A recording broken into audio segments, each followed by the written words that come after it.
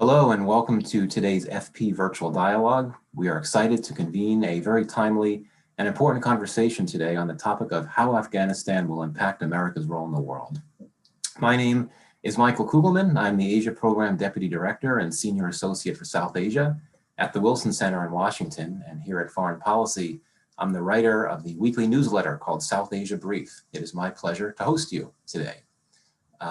Foreign Policy is delighted to partner on this program with the Charles Koch Institute. A big thanks to them for helping make this event possible.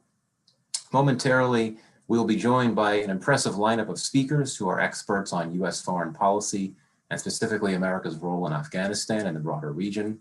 Questions about the Biden administration's impending decision about troop withdrawal from Afghanistan are front and center in the current news cycle.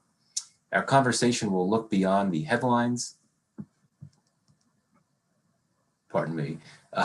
Our conversation will look beyond the headlines as we examine perspectives on whether it's time to end America's forever war, and if that would plunge Afghanistan into chaos and make the U.S. vulnerable to strategic threats, or if ending our role in the war should be taken as an opportunity to recast America's role in the world. These are some of the questions that we'll be exploring in just a minute. But before we get started, we want to hear from you, our audience. We have many hundreds of people literally tuned in here on Zoom, as well as watching our live streams on social media. So let's first do a quick poll to take everyone's pulse on today's topic, and then I'll explain how you can further engage with us as we go along during the conversation. So just a note, this poll can only be accessed by our audience on Zoom. A window should now appear on your screen with the polling question. So those of you logged in on Zoom, please select and submit your response. The question is, what approach should the U.S. take toward Afghanistan? Please select one of the answers. A, fully withdraw its troops. B, delay a troop withdrawal temporarily to focus on strengthening the peace process. Or C, keep troops in the country indefinitely and focus on pursuing counterterrorism goals. We'll return to this question later in the program to see whether the insights we're about to glean will impact audience sentiment about the issue. Now, while folks are submitting their votes on the poll, a few more quick housekeeping notes. We've reserved a portion of this event for questions from our global audience. So write us. If you're on Zoom, click on the Q&A button below and submit your questions. Please be sure to tell us your name and where you're writing from. If you're joining us on the phone or watching the live stream, you can email us your questions. The address is events@foreignpolicy.com. Now, of course, we encourage you to chime in on the conversation on social media. Be sure to use the hashtag, and that hashtag is hashtag new grand strategy. So all that's been done, let us now check the results of the poll, which let's see where that is. Interesting. Well, the results are that B appears to be leading right now. 59% of you say that we should delay a troop withdrawal temporarily to focus on strengthening the peace process, what I would describe as a middle ground option. We'll return to that later after we've had more of a discussion. So I'd like to now introduce our first speaker. We're delighted to have with us today Congressman Adam Smith, Chairman of the House Armed Services Committee. Good morning to you, Chairman Smith. Good morning. How are you? Very well, thanks. Thanks for being with us. So first question I wanted to ask you is, what is your understanding of the Biden administration's current thinking on Afghanistan policy? Do you know if it's close to making a formal decision about the May 1st withdrawal deadline or about its Afghanistan policy more broadly? What can you tell us? Yeah, no, I've spoken with the National Security Advisor as well as the Secretary of Defense and several others about this. I think there's a general feeling that May 1st is too soon. Just logistically, I mean, forget about the larger questions that you raised in terms of the role our military presence can play in either protecting our national security interests or stabilizing the country. You know, we've got, I think it's closer to 3,500 troops in Afghanistan. Our allies have around 7,000. May 1st is what, 6 weeks from now? Just about, maybe a little less. You cannot pull out 10,000 plus troops in any sort of reasonable way in 6 weeks. So I think there's a general feeling that May 1st is too soon. But on the other side of that, May 1st is the agreement that was part of the original peace agreement that the Trump administration negotiated with the Taliban. And will the Taliban start shooting at us on May 1st? As we all know, the last, I forget what the time period is, but 6 months or so, there has been a ceasefire, at least in terms of the Taliban attacking U.S. troops. Obviously, the violence continues at very high levels in Afghanistan, but our troops have been relatively safe. If that changes on May 1, that's a problem. So job one is to try to get back in and talk with the Taliban about at least giving us a little bit more time. Now, the second piece of it is, as the Taliban gain influence, and there is no question they are going to be part of the government in Afghanistan in some way. They've gained enough territory in the last few years, and they have always had a very hard line: all foreign troops out, bottom line. And if that continues to be their position, I don't see where we have much choice but to leave. To stay in Afghanistan on a CT mission, facing a government that is at least somewhat hostile to our presence is untenable. And then I got a whole bunch of other arguments about why we need to pull out, which I'll leave for the moment. But in the short term, what the Biden administration wants to do is negotiate past May 1st. And then at least explore the option, has the Taliban changed their mind as they look at ISIS rising up, and they're fighting ISIS almost as much as they're fighting the Afghan government right now, as they look at their economic needs, as they figure out how can we govern the country. Might their position change about U.S. presence? I doubt it, but I think the Biden administration is thinking it's worth the conversation. So that's where it's at right now. And so, as you know, the administration recently proposed, or we found this out through leaked documents, the administration proposed a new plan, a new peace plan that essentially calls for an accelerated effort to launch negotiations and reduce violence and for the development of a regional consensus on Afghanistan. This came out through that leaked letter from Secretary of State Blinken to President Ghani, and an Afghan media outlet leaked it. What do you think of that plan? It's really asking for a lot to be done in very little time, but that seems to be something that this administration is really looking to do. So any thoughts on that proposed plan? I guess the first thought is, it doesn't hurt to ask. If we could negotiate a peaceful settlement and get to the place where, to some degree, and this isn't a perfect comparison because of what goes on with Shia militias in Iran, but where, the Iraqi government got to the point where they were comfortable with our presence after the rise of ISIS. If you could negotiate a similar type of agreement, I think this is one of the big sort of fault lines on the whole forever war debate. You have people say, well, it's a forever war, therefore we should end it. Yeah, it's gone on for a long time, but the question is what's in our interests now, not necessarily what's happened over the course of the last 20 years. And then you have the people say, well, why is it a problem that we've been in Afghanistan for as long as we have? We've been in Germany for 75 years. We've been in Japan. And I would say, yeah, but they haven't been shooting at us in Germany or Japan.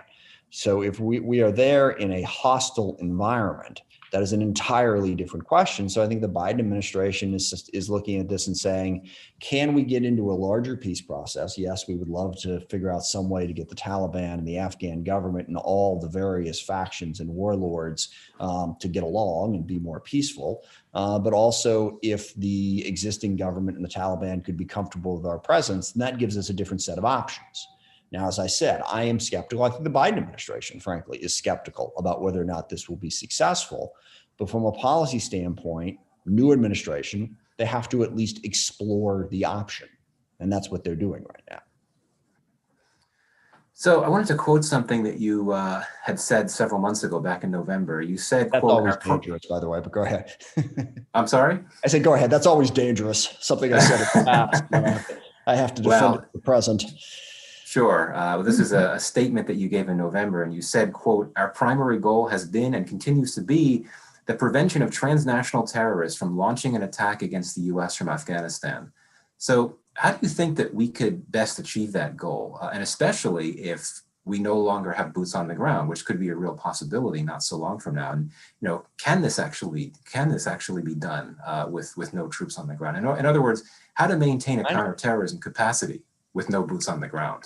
Yeah, that is the very, very tough question that's at the heart of this. And I want to make 100% clear, there's no good answer here, okay? There's no policy that's like a win-win-win, all right? We are choosing from a series of bad options. And the answer to your question is obvious.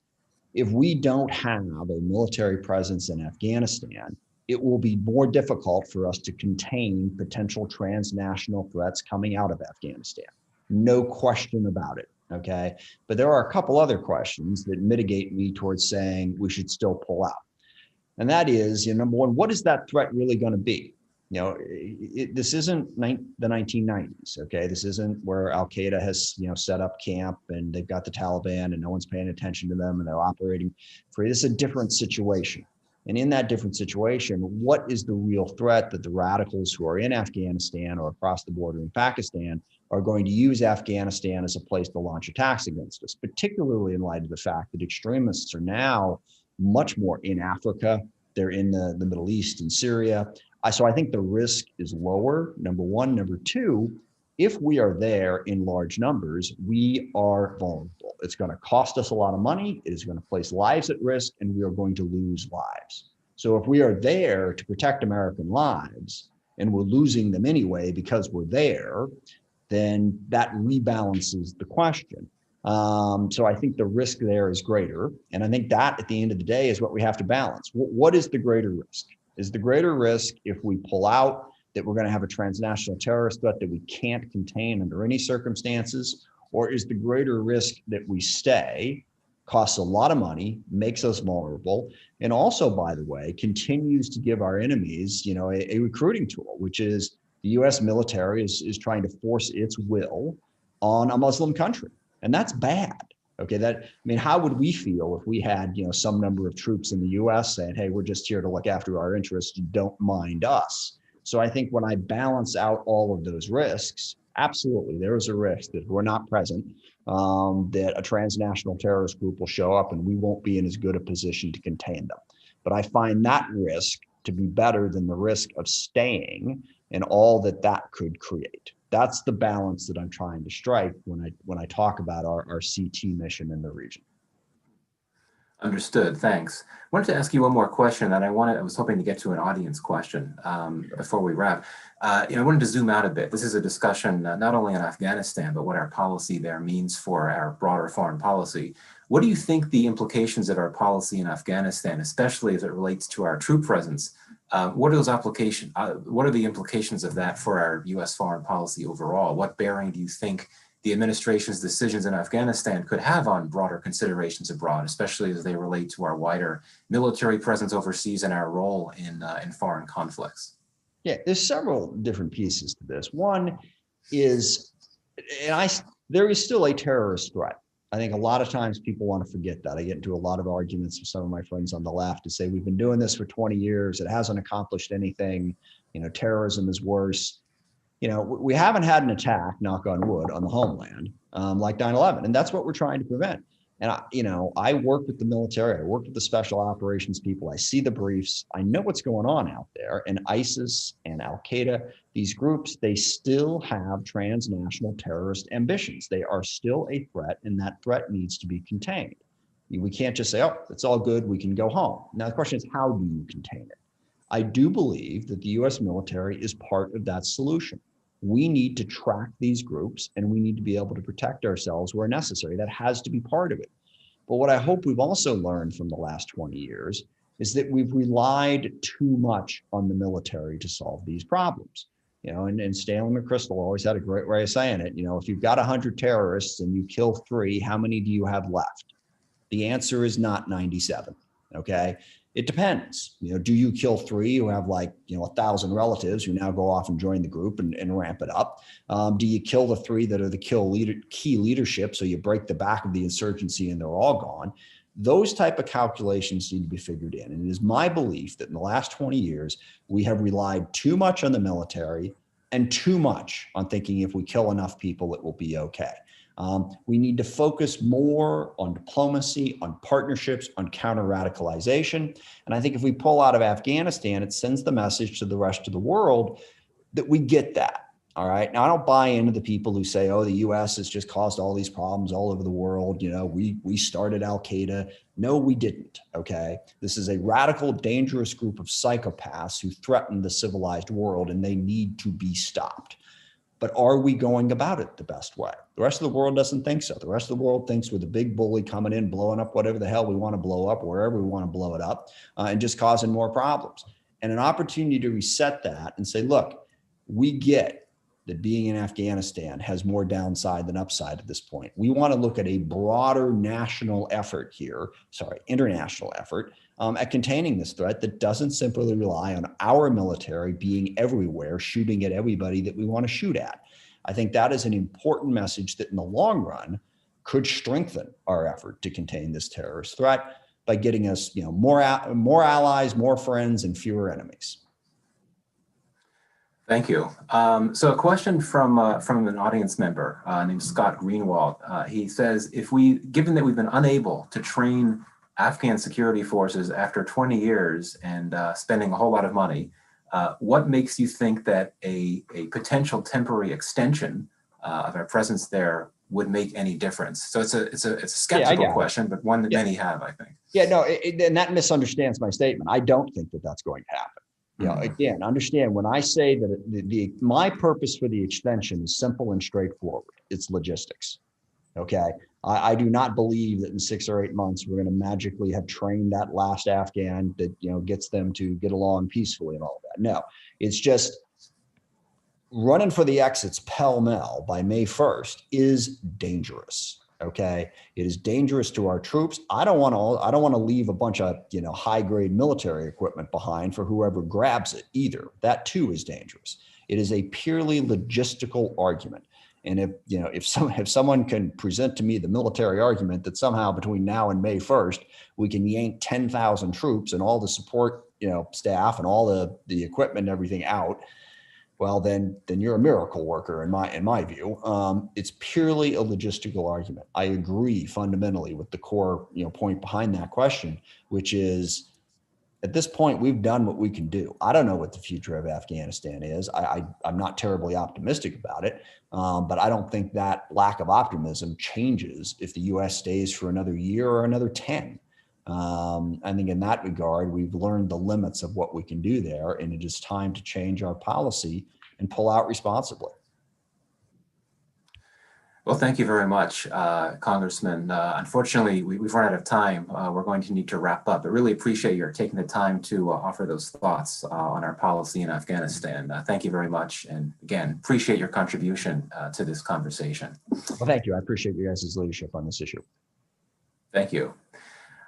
So let's now welcome to the program our panel to examine more specifically the perspectives and arguments from different sides of the debate about whether to fully withdraw troops from Afghanistan or delay withdrawal until there's a more stable and secure environment conducive for peace talks that can be established, or whether we should be talking about keeping a U.S. presence indefinitely as a counterterrorism necessity. So joining me now are, in alphabetical order, Lisa Curtis, Senior Fellow and Director for the Indo-Pacific Security Program at CNAS. She was also, of course, a Senior Director for South Asia at the National Security Council during the Trump administration. Laurel Miller is Director for the Asia Program at the International Crisis Group. She served in government some years ago as acting Special Assistant, Special Representative for Afghanistan and Pakistan. And Will Ruger, Vice President for Research and Policy at the Charles Koch Institute and Vice President of Foreign Policy at Stand Together. So thank you so much, Lisa, Laurel, and Will. Pardon me, we're going to start with Will. I wanted to go to you first. And first question to you, and I'm going to ask the same question to all three of you. And it's basically, what do you think the U.S. policy should be in Afghanistan? What is your position on a U.S. military withdrawal from Afghanistan? And more broadly, what would it mean for future U.S. foreign policy in Afghanistan on the whole? So Will, start with you. Well, thanks. And it's a pleasure to be joined by two great thinkers, on this panel. But I would say that the United States should promptly withdraw our remaining troops consistent with the Doha Agreement.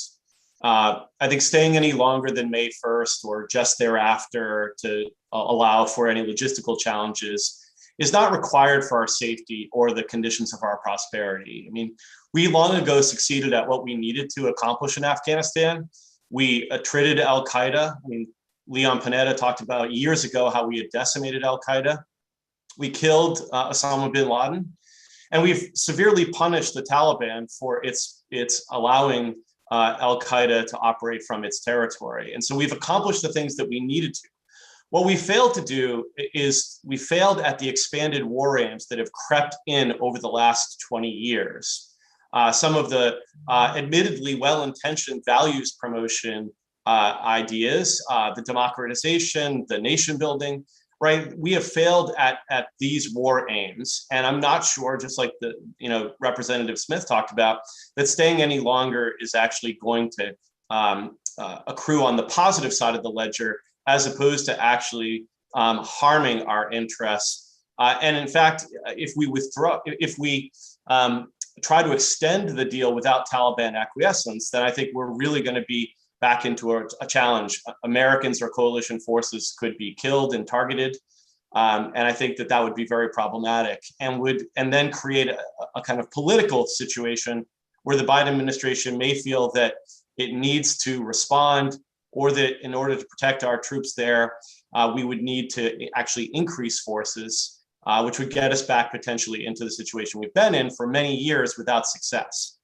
I do think that we have interest in Afghanistan. We have an interest in maintaining foreign assistance to the region. It would be improper to cut them off directly. But I think we could handle the terrorist organizations that have an intent and capability to harm the United States using over-the-horizon capabilities, intelligence, et cetera. So I'll leave that there so that we can talk about some other issues. Yes, thanks, Will. And just one follow-up question based on what you had said. If the U.S. withdraws its remaining troops, and if it does so soon, many have suggested that would essentially deprive the U.S. of one of, if not its biggest tool of leverage vis-a-vis the Taliban, given that the Taliban wants U.S. troops to go at all costs. So is that an advisable step to take when the U.S., one could argue, already has relatively few tools of leverage? Well, I think we have to remember that regardless of the peace process, the United States has an interest in leaving, right? Staying any longer puts Americans in harm's way. And the future of Afghanistan is going to have to be determined by Afghans. And what's going to really affect that most is the local balance of power there, that we have been unable to and will be unable to significantly change, especially given we have so few troops there. It's not as if we're going to substantially change things that, in a country where, again, the local actors are going to have a bigger role, including the Afghan government, which is ineffective and corrupt and can play a spoiler role, as well as the Taliban and its interests and capabilities. Well, thanks. One more question for you before I turn to Lisa. And again, this is an event not only about policy in Afghanistan, but implications for the world and our foreign policy. What do you think the impact on U.S. credibility, what would be the impact on U.S. credibility in the eyes of our allies and partners if we did as you call for and we pull our remaining troops out of Afghanistan on the soon side? Well, I think if we actually followed the Doha Agreement, we'd have greater credibility because we'd stick to a deal that allowed us to withdraw with honor. We should be talking about how we succeeded in Afghanistan at what we needed to do, and that unfortunately our war aims expanded beyond what we could actually digest. And I think you could turn this into an argument for us being prudent. And the credibility argument is oftentimes used, I think, as a cudgel in debates about really what is in our interest and how we should proceed. I mean, we saw this after the Vietnam War. Look, we won the Cold War after leaving Vietnam. It's not as if that we can't succeed as a country, that we can't maintain credibility in cases where we actually have interests on the line. It's not as if, for example, if we leave from Afghanistan, that somehow, for example, the Chinese are going to think that we're not going to be committed to our Japanese alliance, or that somehow Russia is going to think that now Germany is not a vital interest in the United States, right? So I don't think that credibility travels in the same way people talk about it in Washington. And I think there's a pretty good academic literature on this that has shown why this is the case. Well, thanks, Will. We'll come back to you. Let's bring Lisa into this discussion now. So, Lisa, first same question that I asked that I posed to Will. What is your position on a U.S. military withdrawal from Afghanistan? What would it mean for future U.S. foreign policy? Well, thank you, Michael. It's great to be here and to be with my esteemed panelists, co-panelists here. But it won't surprise you to know that I disagree with Will's assessment. My position is that the U.S. should keep a limited force presence in Afghanistan. I recognize that comes with a certain amount of risk in that the Taliban could decide to resume attacks against U.S. forces. But the U.S. has capabilities, even though we have pared down our force presence to around 2,500 troops, they still have capabilities. They could answer the Taliban in kind. And I believe the risks are simply too high to go to zero troops. I believe the Taliban would be able to retake power within 12 to 18 months. They would enable the reemergence of a terrorist safe haven. In fact, that terrorist safe haven would likely be even more powerful than we saw before 9/11, because essentially the Taliban would claim victory and you would see a convergence of terrorists from across the world coming back to Afghanistan. Second, we have support from the international community. Our European and NATO allies support keeping a presence in Afghanistan. Third, there is bipartisan support on the Hill for keeping a U.S. presence in Afghanistan. We see experienced Republican senators such as Senators McConnell and Lindsey Graham supporting a continued presence. We see experienced Democratic leaders such as Senators Reid and Menendez. So there is certainly bipartisan support for keeping a U.S. presence in Afghanistan. The last point I would make is that we should look at what happened in Iraq. In Iraq, in 2011, we pulled out all U.S. troops. And what happened? ISIS rose in the country and in fact practically took over the city of Mosul in 2014. And so the US had to send troops back in. So I think we should learn from that mistake and not withdraw precipitously. Well, thanks, Lisa. I wanted to ask one or quick follow-up and then perhaps one more. Much for what you just described, your position doesn't really necessarily seem to align with what the government that you had served in was pulling for in terms of this idea of staying in Afghanistan until conditions change. I mean, what do you think that the Trump administration got right in Afghanistan? What do you think it could have done better? Well, I think the fact that a peace process was started and we made more progress on peace efforts than any other administration had made in the last 20 years. So I certainly think that the Trump administration made progress on the peace efforts. It was the right policy to pursue. And that's why I would argue that we need to keep a U.S. presence, a small U.S. presence. I think it's important to remember we have right-sized our presence. We had 100,000 troops there, over 10 years ago. We're now down to about 2,500 troops at a cost of perhaps around $5 billion or so. And I think if you would ask most Americans, is preventing another 9/11, is preventing the reemergence of a powerful terrorist sanctuary in Afghanistan worth around $5 billion a year, I think most Americans would agree that it is. And, I think we would lose global credibility. I think I disagree with Will on this point. I think if we do go to zero by May 1st and we sort of hurry out of there, we are going to lose global credibility. As I said, our US and NATO partners think that a presence should remain, that we should withdraw responsibly. And if we don't do that, we're gonna lose credibility with our partners. So I do think that the peace process was the right policy to pursue, but I think we need to give it more time. And, we need to also have a more balanced peace process.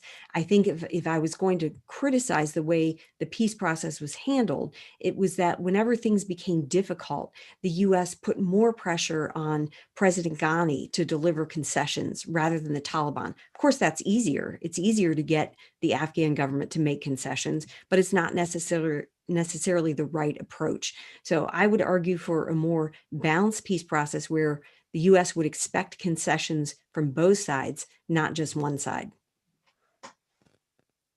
Thanks. One more question for you before we go to Laurel, and this picks up on something you said before. You and a number of other thoughtful analysts on Afghanistan have argued that pulling US troops from Afghanistan risks turning Afghanistan back into the international terror sanctuary that it was 2 decades ago. But of course, Al-Qaeda today is not nearly as strong as it used to be. The other main international terror group in Afghanistan, ISIS, or the Afghanistan faction of it, has suffered major losses in recent months. So what do you see as the pathways to the resurgence of an Al-Qaeda threat from Afghanistan or of an ISIS threat from Afghanistan? In particular, what factors would need to be present that would enable Afghanistan to be a place where terrorists could plot and mount attacks on the US? Well, I think what our US troops do, of course, working in conjunction with Afghan troops, is we put pressure on those terrorists. There are about 300 to 500 Al-Qaeda left in Afghanistan. And over the last 18 months, working in conjunction with our Afghan partners, the US has been able to remove 4 very senior leaders of Al-Qaeda off the battlefield. So by going to 0 troops, we certainly lose that ability, and we're not able to empower the Afghan national security forces who've been partnering with us over the last 20 years and addressing this terrorism threat. So, pulling our support precipitously from them when they have been working hand in hand with us, we've been fighting, dying beside them for the last 20 years against this mutual terrorist threat, just does not make sense. So I think it's quite easy to see the path. And not to mention, if you read the Doha Agreement closely, the Taliban have not really committed to breaking ties with Al-Qaeda. They have simply said, we won't let Al-Qaeda attack the US from Afghanistan. However, they may be willing to keep Al-Qaeda sort of under wraps until all international forces depart. But then what? Who will protect the global counterterrorism interests? And I would argue that the Afghan national security forces are who will help protect US and global counterterrorism interests in the country. We certainly can't count on the Taliban to address our counterterrorism concerns. So I think realistically speaking, keeping a small US presence there to backstop the Afghan forces as we continue to work with them in addressing terror threats certainly makes a lot of sense, not to mention enabling the peace process to perhaps move forward. Certainly, we have not seen the Taliban live up to its commitments in the Doha Agreement. They continue to commit violence. In fact, at higher levels, they continue to have links to Al-Qaeda. They have not broken those links. But that said, they are talking. They're talking with Afghans, and we should try to make that peace process work, do everything we can, not to mention continuing to protect our counterterrorism interests. Well, thanks, Lisa. Now let's come to you, Laurel. So the same broad question I asked the other two. What do you think our position on, what is your position on a US military withdrawal from Afghanistan? What would it mean for our foreign policy? Laurel? Thanks, Michael.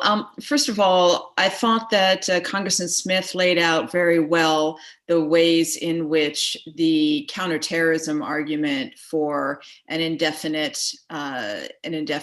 presence of American troops does not really hold up.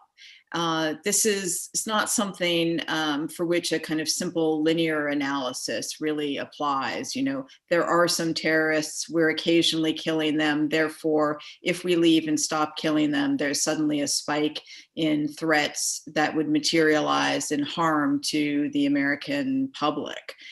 That doesn't take account, that kind of linear analysis doesn't take account of a number of the factors that he laid out that I won't repeat, but would add to them the actual nature of terrorist threats that have materialized in recent years in the United States and in Europe really don't depend on safe havens in places like Afghanistan. Moreover, the measures that have been taken in the United States and elsewhere to protect against terrorist threats have changed greatly in the last 20 years. And so, Michael, as one of your questions even pointed out, this is not 2000 any longer in terms of either the nature of the threat, the kinds of capabilities that terrorists need in order to pose a risk to the American public and to US allies.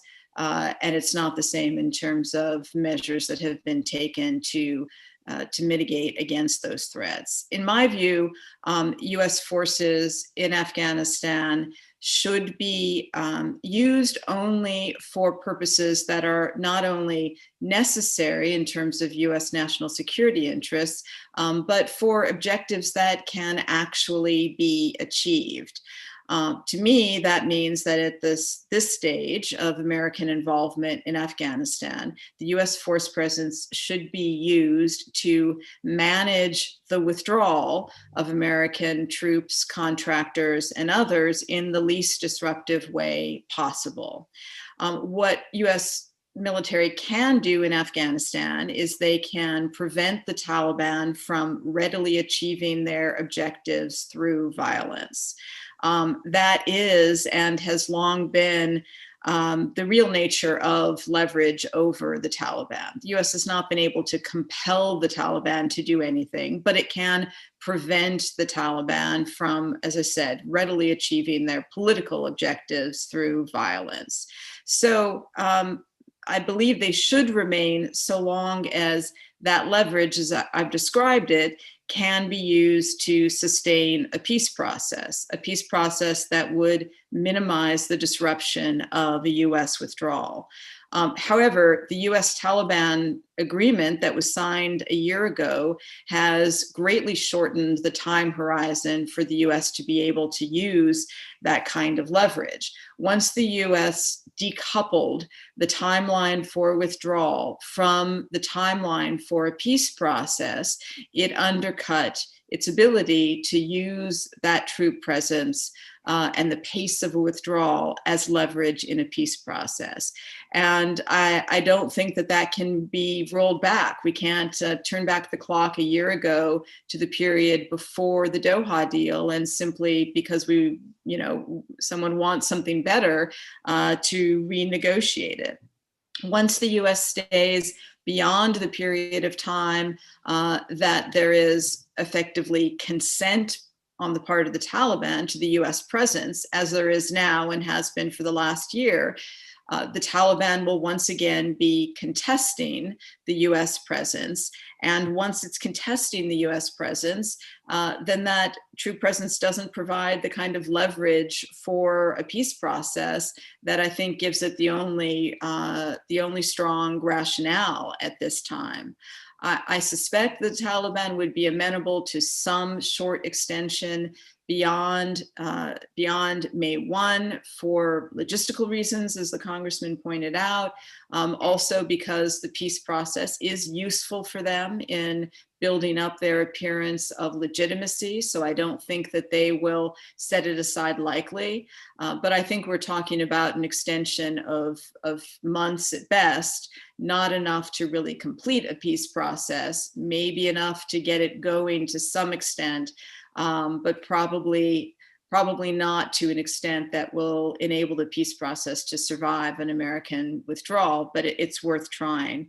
And then the last point I would make is on the question you raised, Michael, about the broader implications for US foreign policy and questions of credibility.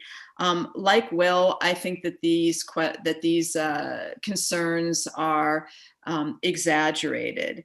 First of all, if there is damage if you are one who subscribes to the view that the US intervention in Afghanistan, how it has turned out over the course of the last 20 years and how it is likely to proceed from here has the risk of damaging US credibility, then in my view, that damage is already done. It's not damage that is going to be repaired by staying longer out of concern for theoretical implications for US credibility in the absence of a clear strategic purpose for keeping troops in Afghanistan. That's not going to improve the ability of the United States in the future to effectively implement its foreign policy. The limitations of American power that have been shown through the experience in Afghanistan, the fact that the US is not going to win the war in Afghanistan in any military or political sense, those experiences those facts are irreversible at that stage. So if there is damage to be done, it's already been done in my view. But I do have questions, as Will does, about whether that damage has really been done. And like him, I think the Vietnam War experience is a reference point for that. That was a far greater defeat than anything that would happen as a result of a US withdrawal from Afghanistan. And, the United States was a superpower after that defeat in Vietnam. I'm not saying we're going to be the only superpower in the world forever, but I think that to suggest that there's some sort of automaticity to the implications for future US foreign policy because of what happens in Afghanistan, it doesn't hold up.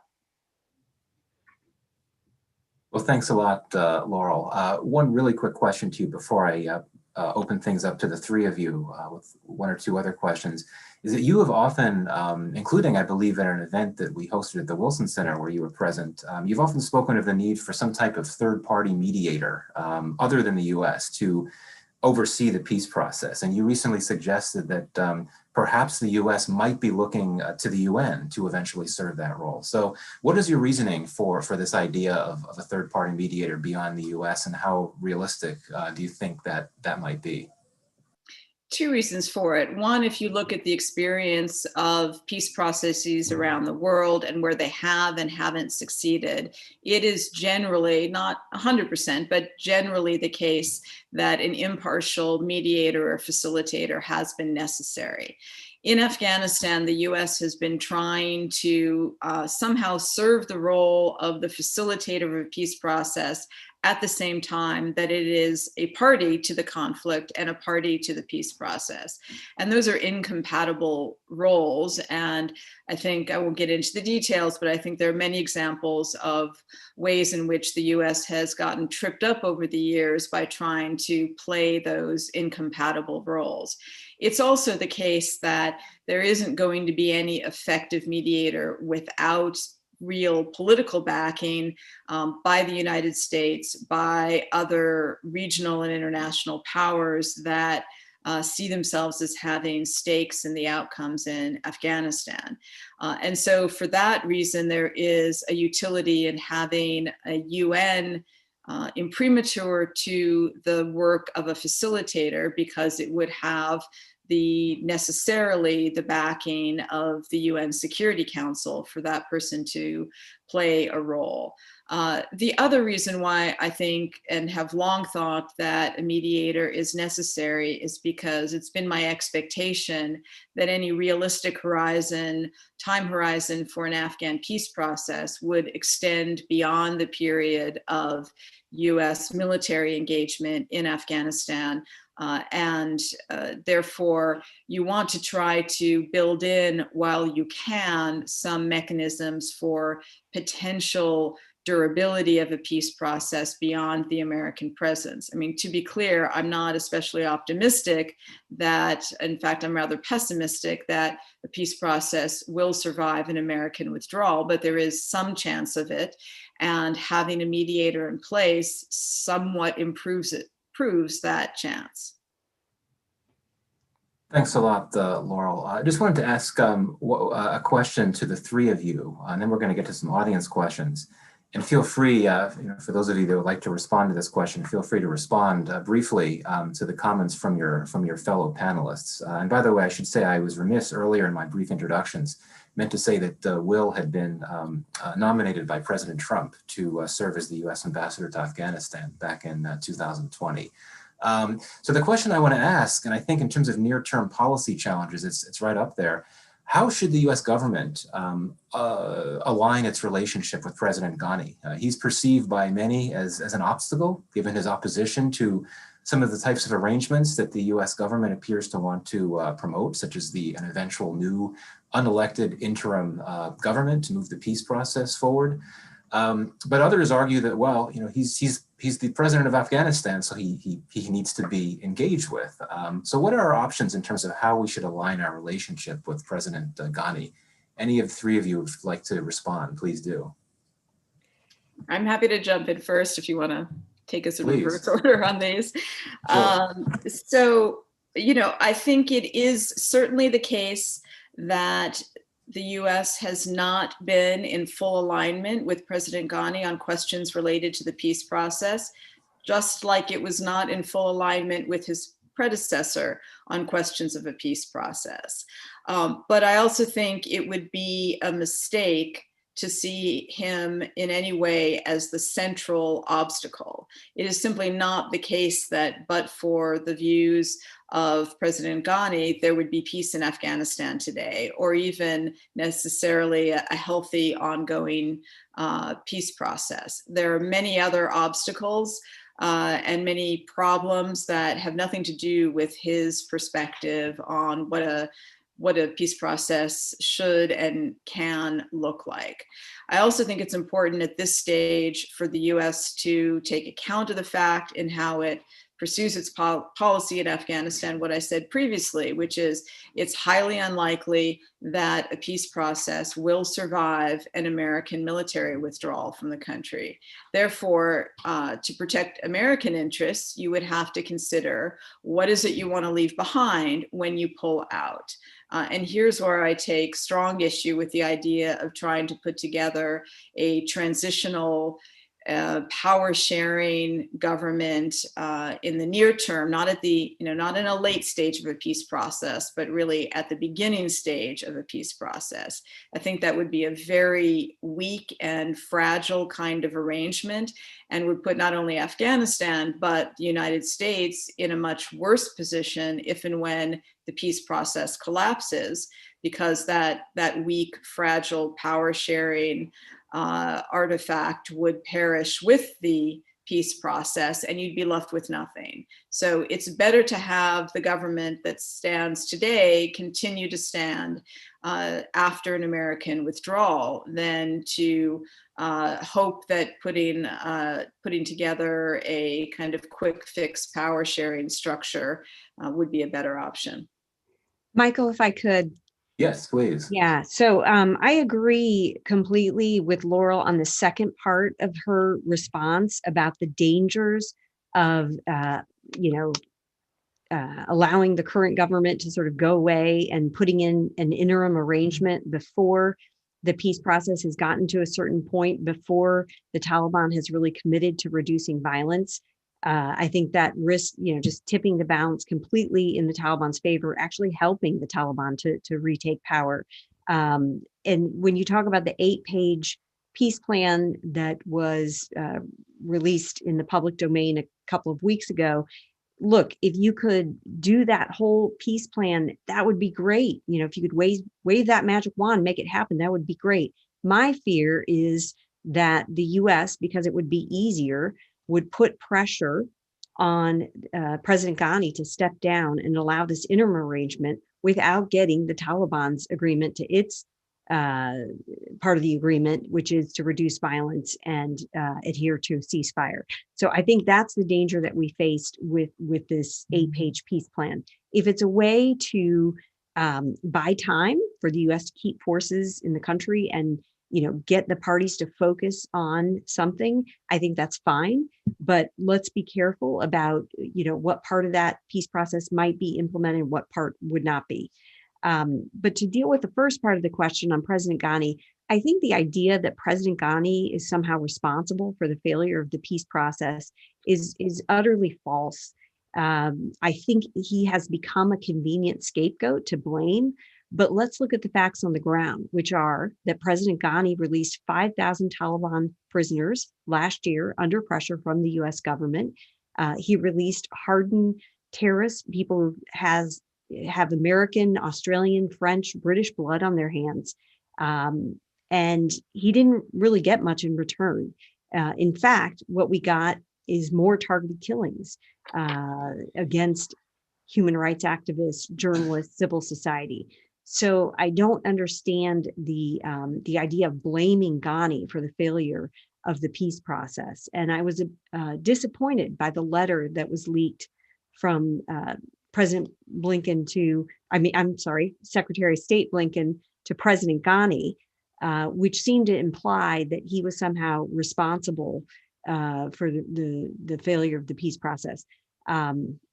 Like I said before, it may be easier to extract concessions from President Ghani than it is to extract concessions from the Taliban, but that doesn't mean it's the right thing to do. It doesn't mean that it's going to help move the genuine peace process forward.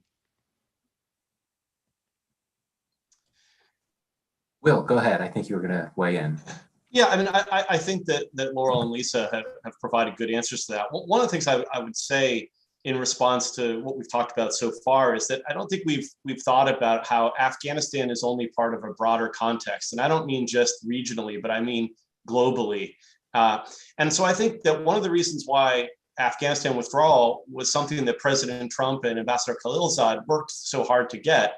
And I was a little bit surprised to hear Lisa, to criticize what I think Zal brought home in a very difficult situation, because I think that he made the best of a challenging situation in favor of, I think, what our long-term interests are. But I would say that I think it was important to recognize that we have domestic priorities that are just frankly more important to the American public and to our long-term flourishing as a society and a country, whether it's dealing with the pandemic, getting a handle on our debt and deficits, dealing with some of the issues that we saw last summer around racial justice. So we have these domestic priorities that are important. And then internationally, Afghanistan is a strategic backwater. It's a wonderful country in so many ways, but for the United States, it is not at the forefront of the things that we have to worry about for the 21st century. We have to worry about the problem of transnational terrorist groups with the intent and capability to harm us, but those can come from anywhere, not just Afghanistan, and Afghanistan might not be the best place for that. But we do have issues with dealing with the rise of China, dealing with the problem of alliance burden sharing and burden shifting, dealing with some of the issues that are raised by Russia in terms of this great power competition model that we saw from the NSS during the Trump administration. So we just have a lot of other priorities. And so we need to think about Afghanistan in that context, not just in terms of the dollars, and we're spending billions there, but in terms of the energy, right? The bandwidth. I mean, the biggest currency, or the biggest thing that policymakers have to be aware of is how they spend their time. And I would rather have Secretary Blinken and the National Security Advisor Sullivan and the president thinking about how to handle best the rise of China, not engaging in Cold War II, but not being naive about the challenge it presents, for example. And I think that Afghanistan and Iraq and the Middle East period have crowded out some of these other issues that are just frankly much more important. And so I think that the Trump administration and Ambassador Khalilzad did a great job, I think, of finding a way to triage our foreign policy around the most important things versus the things that are less important, even if still a challenge we need to have some part of our government dealing with. Thanks. Thanks, Will. This has been a fascinating conversation. You've all provided us with a lot of new perspectives and ideas to consider. I wanted to return to the polling question that we had posed right at the beginning of the hour and see if our audience sentiment has shifted at all as a result of what we just heard. So here we go. You're going to see the same question as before on your screen. And again, a reminder, this poll can only be accessed by our audience on Zoom. Please select and submit your response on the question you should now see on your screen. What approach should the U.S. take toward Afghanistan? A, fully withdraw troops. B, delay a withdrawal temporarily to focus on strengthening the peace process. C, keep troops in the country indefinitely, and focus on pursuing counterterrorism goals. So while everyone submits their response, let me just turn to what really has been, there have been so many great audience questions. I wish we could get to all of them. One of the good things when you have so many people tuning in, you have a lot of questions, but there were a number of questions that all revolved around one theme. And I wanted to pose that theme, question about that theme to our audience, pardon me, to our panel. The regional question. A lot of questions about the roles of other countries, the regional players. I was going to ask a question about Pakistan, and several have asked about Pakistan. How should we look to Pakistan as a player in the peace process? What can we reasonably expect from Pakistan, which does exert leverage over the Taliban because of the Taliban leadership's being housed in Pakistan, though Pakistan claims that it doesn't necessarily have that leverage. Some questions about the role that we could expect from China, the role that we could expect from the EU, and also some questions about this upcoming summit on Turkey. So I guess the question for any of you that would like to ask, who do you think the key regional players are here? Who are the one or two that we should really be focused on? Is it Pakistan? Is it others? And just if any of you would like to briefly address this question of who are the key regional players and how should we look to work with them? Of course, the elite Biden administration peace plan does call for a new regional consensus with a larger number of countries than had been envisioned earlier. The fact that India has now been brought into the mix, or the US would like to bring it into the mix. So that's a question I'll pose to any of the three of you. What should we be thinking about the regional story? Well, Michael, I think I agree with you on the importance of Afghanistan's role. It remains critical. I think U.S. cooperation with Pakistan bilaterally should be conditioned on the degree to which we get Pakistan's help in Afghanistan. Pakistan has taken some useful steps, the most useful of which was releasing from custody Mullah Barater, who ended up being the key negotiator with Ambassador Khalilzad. So that was a positive step. Also, the Pakistanis were able to weigh in at crucial periods during the peace efforts over the last couple of years when things looked dicey, like the talks might collapse. Pakistan did weigh in, keep things on track. So that is positive. But I think what we haven't seen is Pakistan really deny the Taliban sanctuary on Pakistani territory. We still see fighters crossing at will from Pakistan to Afghanistan, sometimes with the help of the Pakistan military. And I think if Pakistani officials were serious about assisting U.S. peace efforts, they would take steps to, make sure the Taliban were not enjoying sanctuary on Pakistani territory. So I think they have more leverage than they will admit to. I think they just are worried about protecting their own interests, and they believe that their interests are best protected by allowing the Taliban to stay active in order to prevent India from gaining more influence in the country. But I'm glad you mentioned the EU, because I think I was surprised that in the latest Biden administration proposals, that in the regional grouping, the EU was not included, whereas countries like China, Russia, Iran, who certainly don't share US interests, were included. So I think it would make sense for us to coordinate more closely with our European NATO allies who have been there with us from the beginning, who share our values and interests, and to make sure that they are also part of that regional mechanism because of their influence, the kind of assistance that they've been providing as well. So I would like to see the Biden administration apply its pledge to work more closely with allies and partners to the NATO mission in Afghanistan and the Afghanistan peace process.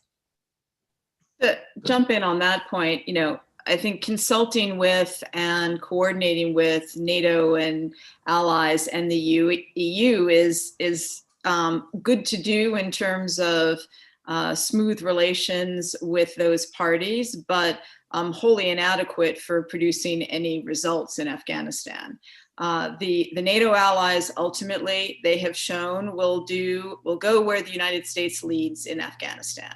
They enter the country because the United States asked them to. They are going to leave not on the heels, but ahead of the heels of the U.S. when the U.S. leaves Afghanistan. The EU is an important financial contributor to civilian assistance to Afghanistan. It has no political or military weight of any great significance there. So the reason for the United States to try to coordinate a policy in Afghanistan with China, Pakistan, Russia, Iran, and to some extent India, is simply because those are the countries that have the most influence over whether there will be or won't be stability in Afghanistan. I do think it's important to try to have a meaningful dialogue with those countries where consensus is built to the extent possible around particular outcomes of a peace process in Afghanistan, if those can be achieved, because those countries' support are going to be needed for implementation of any kind of outcome in Afghanistan. But I think it's also important to have very modest expectations of what you're going to achieve through those diplomatic consultations and coordinations, because this is a very difficult group of countries for the United States to communicate with, and among themselves for these countries to collaborate in any real material way. With Pakistan specifically, I think it's important to keep expectations firmly in check. They are cooperating with the United States at present on the peace process not because the US has compelled Pakistan to move closer to US policy positions, but simply because the US has moved closer to Pakistani policy positions. The logical conclusion of the peace initiative that the US has undertaken is one that coincides with Pakistani interests, which would be bringing the Taliban into a substantial share of power in Afghanistan. So long as that is the US project in Afghanistan, I would expect Pakistan to be relatively helpful. If and when that no longer is the US project in Afghanistan, if the US abandons the peace process or it collapses and the United States decides to stay in Afghanistan anyway, then the US and Pakistan will once again be at odds.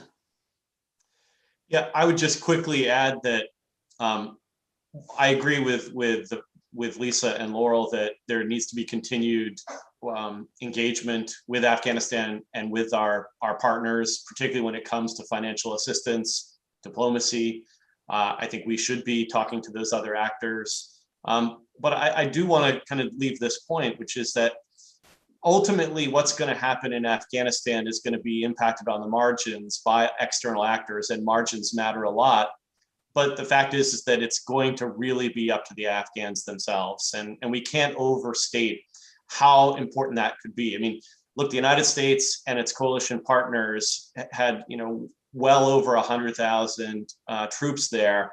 And obviously billions of dollars have flowed into that country. I mean, the United States has spent directly already almost $1 trillion. And the fact is that what's happening on the ground is much more impacted by, the Taliban's capabilities on the battlefield, Taliban shadow governance, the things that the government of Afghanistan has done right, and then a lot of things the Afghanistan government has not been able to do well.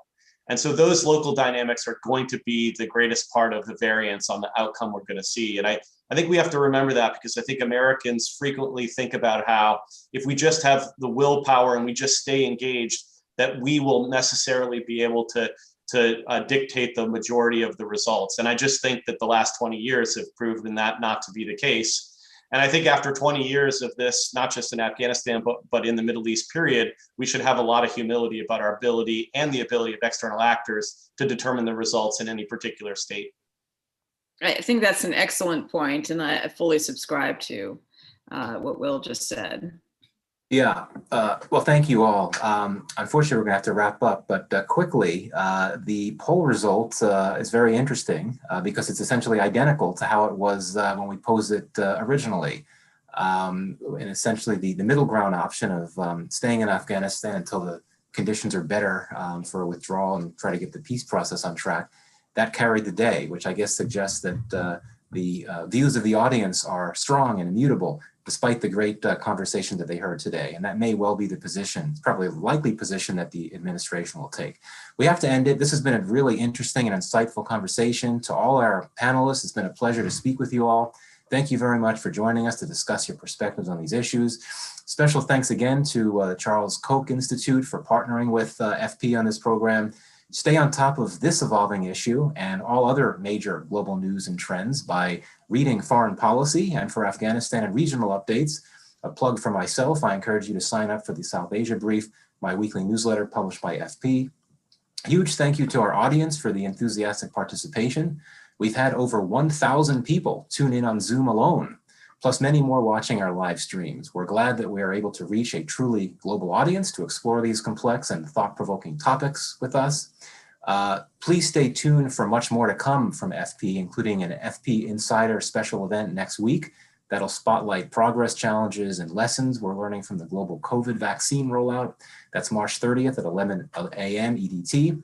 And FP will host its inaugural virtual climate summit at the end of April, featuring top international government leaders, including US administration officials and lawmakers, as well as prominent voices from industry and civil society for a dynamic 2-day program about viable solutions for our climate crisis. Mark your calendars for April 27th and 28th. You can find more info about these and other upcoming events at foreignpolicy.com/events. So thanks again, everyone. Take care and see you soon.